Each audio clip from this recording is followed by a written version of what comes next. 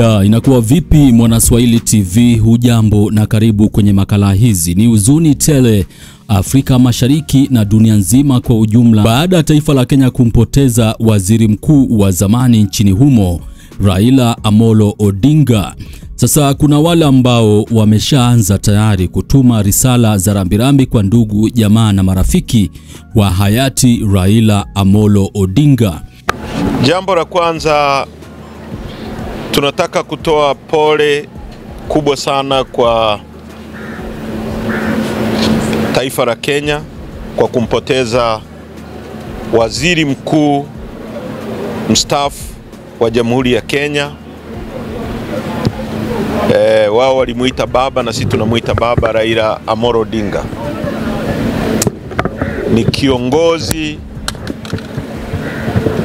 wa siasa za mageuzi na vyama vingi Afrika.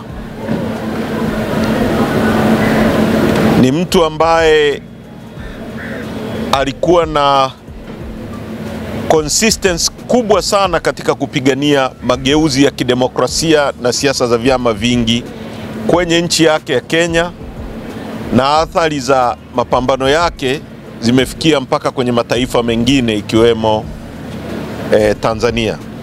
Wote tunajua baada ya sisi kuchaguliwa tulikutana naye Kenya, Nairobi, mimi na mwenyekiti wetu Mheshimiwa Lissu pamoja na mjumbe wa kamati kuu Lema tulimtembelea na tulifanya mazungumzo naye. Katika hatua za baadaye tutazungumza. Kwa hiyo tunatoa pole kubwa kwa chama chake cha ODM.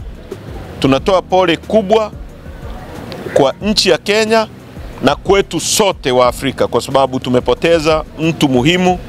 Kwa umri wake wa uzee ule wa miaka 80, ni mtu ambaye ni wazee ambao hata akija kwenye kusuluhisha jambo watu wote mnamsikiliza. Kwa hiyo apumzike kwa amani.